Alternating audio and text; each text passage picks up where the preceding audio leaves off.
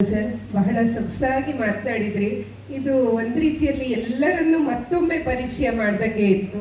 ಹಾಗಾಗಿ ಶ್ರೀಯುತರಿಗೆ ತಮ್ಮೆಲ್ಲರ ಪ್ರೀತಿಯ ಚಪ್ಪಾಳೆ ಬರಲಿ ಅಂತ ಕೇಳ್ಕೊಳ್ತಾ, ಇನ್ನೀಗ ಇವತ್ತಿನ ಕಾರ್ಯಕ್ರಮದಲ್ಲಿ ನಮ್ಮ ಹಿರಿಯ ಪತ್ರಕರ್ತರು ಮತ್ತು ಹೋರಾಟಗಾರರು ಆಗಿರುವ ಮತ್ತು ಹಲವಾರು ಕೃತಿಗಳನ್ನು ಪ್ರಪಾತದಂತಹ ಒಳ್ಳೆಯ ಕೃತಿಯನ್ನು ಕೊಟ್ಟಂತಹ ಶ್ರೀಯುತ ಜಾಡಗೆರೆ ವೆಂಕಟರಾಮಯ್ಯ ಅವರಿದ್ದಾರೆ. ಬಹಳ ಸಂತೋಷ ಸರ್.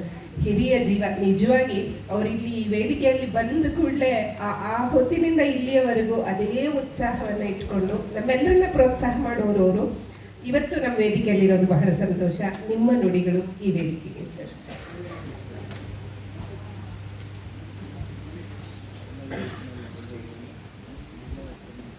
ಹಂಸಜ್ಯೋತಿ ಟ್ರಸ್ಟ್ನ ಸುವರ್ಣ ಸಂಭ್ರಮದ ಉದ್ಘಾಟನೆ ಮಾಡಿದ ನಾವೆಲ್ಲರೂ ದೂರದಿಂದ ಅವರ ಕಾರ್ಯಗಳನ್ನು ಗಮನಿಸ್ತಾ ಸಂತೋಷ ಪಡ್ತಿದ್ದಂಥವ್ರು ಅಂತ ವಿ ಶಂಕರ್ ಅವರಿಗೆ, ಹಾಗೆ ಈ ಸಮಾರಂಭದ ಅಧ್ಯಕ್ಷತೆ ವಹಿಸಿರುವಂಥ ಕರ್ನಾಟಕದ ಮಹಾನ್ ಗಾಂಧಿವಾದಿ ಸಜ್ಜನರು, ಸೌಜನ್ಯಶೀಲರು, ನಾಡೋಜ ಡಾಕ್ಟರ್ ಉದಯ ಪಿ ಕೃಷ್ಣ ಅವರೇ, ಹಾಗೆ ಈ ಹಂಸಜ್ಯೋತಿ ಟ್ರಸ್ಟ್ನ ಮುನ್ನಡೆಸುವ ಕಾರ್ಯದಲ್ಲಿ ಮುರಳಿಯವರಿಗೆ ಬಹಳ ಕೈ ಜೋಡಿಸಿ ಬಂದಿರುವಂಥ ಮಾಜಿ ಶಾಸಕ ಮಿತ್ರರಾದ ಬಾಲರಾಜ್ ಅವರೇ, ಹಾಗೆ ವೇದಿಕೆಯಲ್ಲಿರುವ ಇನ್ನಿತರ ಗಣ್ಯರೇ, ಸನ್ಮಾನಕ್ಕೆ ಪಾತ್ರರಾದ ಎಲ್ಲ ಪ್ರತಿಭಾವಂತ ಮಿತ್ರರೇ, ಬಂಧುಗಳೇ,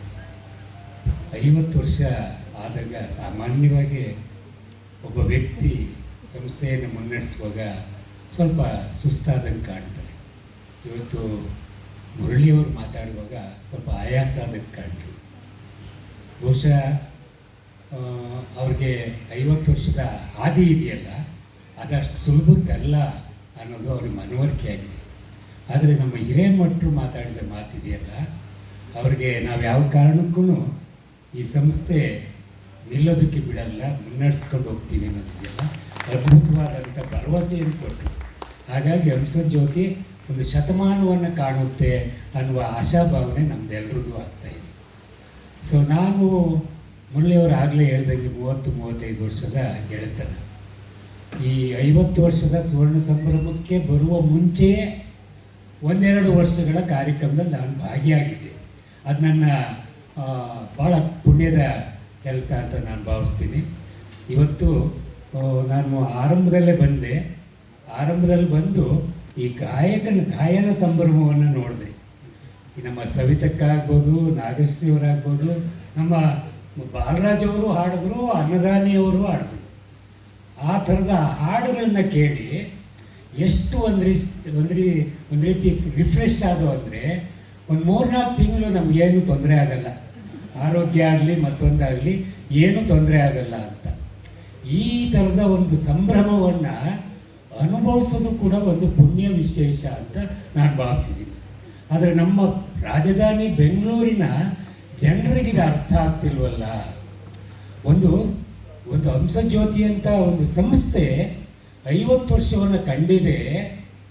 ಈ ರಾಜಧಾನಿಯ ಕನ್ನಡಿಗರಿಗಾಗಲಿ ಅಥವಾ ಜನರಿಗಾಗಲಿ ಬರಬೇಕು, ಇಲ್ಲೆಲ್ಲ ನೋಡಬೇಕು, ಕೂತ್ಕೊಂಡು ಗಾಯನವನ್ನು ಕೇಳಬೇಕು, ನಾನು ಸಂತೋಷ ಪಡಬೇಕು ಅನ್ನೋ ಮನಸ್ಸಿಲ್ವಲ್ಲ. ಅಷ್ಟರ ಮಟ್ಟಿಗೆ ಕೊಳತೋಗಿದೆಯಲ್ಲ ನಮ್ಮ ನಾಗರಿಕತೆ.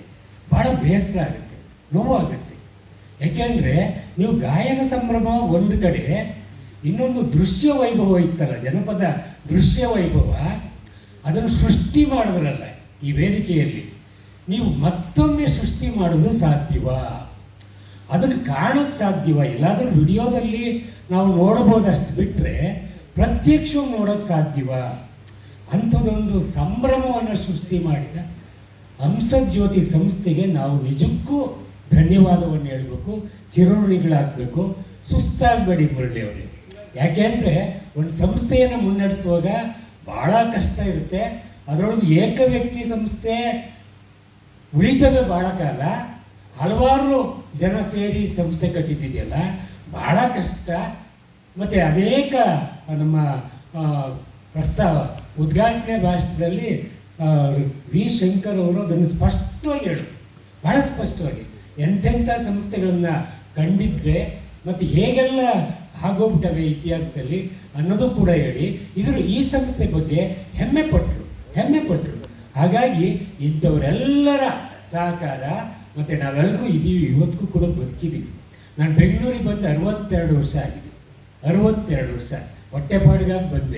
ಹೊಟ್ಟೆಪಾಡಿಗಾಗಿ ಬಂದು 62 ವರ್ಷವನ್ನು ಸಾಗಿಸಿರುವ ನಾನು ಏನೆಲ್ಲ ಅನುಭವಿಸ್ಬೇಕೋ ಎಲ್ಲವನ್ನೂ ಅನುಭವಿಸಿದ್ದೀನಿ. ಆದರೂ ಬದುಕಿದೆಯಲ್ಲ ಉಳಿಸಿದೆ ನಮ್ಮನ್ನು. ಯಾಕೆ ಉಳಿಸಿದೆ ಅಂದರೆ ನಮಗೆ ನಾವು ಇನ್ನೊಬ್ಬರಿಗೆ ಮೋಸ ಮಾಡಬಾರ್ದು ಅನ್ನೋದು ನಮ್ಮ ಎದೆ ಒಳಗೆ ಬರಬಾರ್ದು. ಮತ್ತು ನಮ್ಮ ಜೊತೆಗೆ ಯಾರು ಇರ್ತಾರೆ ಅವ್ರಿಗೆ ಕಿಂಚಿತ್ತು ದ್ರೋಹ ಮಾಡಬಾರ್ದು. ಇದು ನಮ್ಮ ಎದೆ ಒಳಗೆ ಇರಬೇಕು. ಇದ್ದಾಗ ನಿಮ್ಮ ಆರೋಗ್ಯ ತಂತಾನೇ ಸುಧಾರಿಸ್ತಾ ಇರುತ್ತೆ.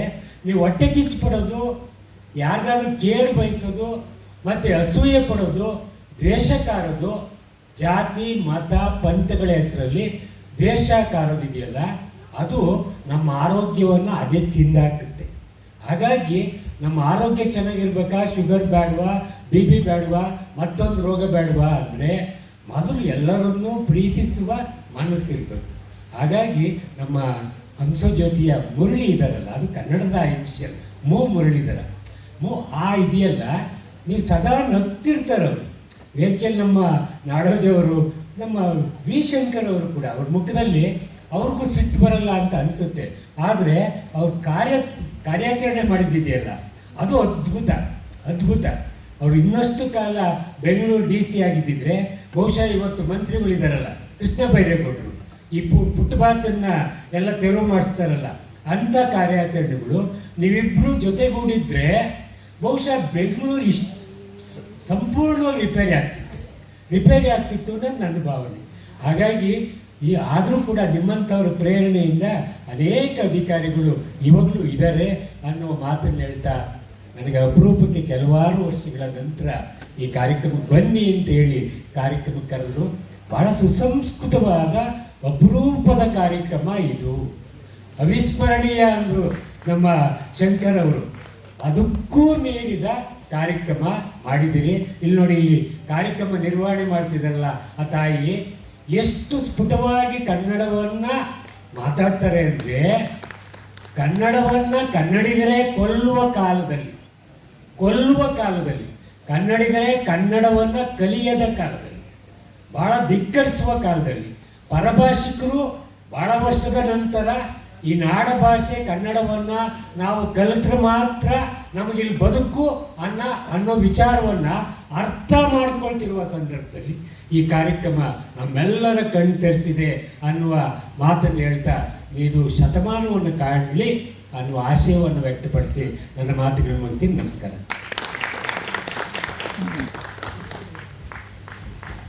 ಸಂತೋಷಕ್ಕೆ ಮಾತುಗಳೇ ಹೊರಡ್ತಿಲ್ಲ ಸರ್. ಜಾಣಗೆರೆ ಅವರ ಬಾಯಲ್ಲಿ ನನ್ನ ಬಗ್ಗೆ ಒಂದಿಷ್ಟು ಈ ಮಾತುಗಳನ್ನ ಕೇಳಿಸ್ಕೊಂಡು ನನ್ನ ಪುಣ್ಯ ವಿಶೇಷ ಭಾಗ್ಯ ಅಂತ ಭಾವಿಸ್ತೀನಿ. ಯಾಕಂದರೆ ಹಿರಿಯರು ಅವರನ್ನು ಸದಾಕಾಲ ಅವರ ಬರವಣಿಗೆಯ ಮೂಲಕ ನೋಡಿಕೊಂಡು ಬಂದಿರೋರು. ಧನ್ಯವಾದಗಳು ಸರ್, ತುಂಬ ಪ್ರೀತಿಯ ಧನ್ಯವಾದ.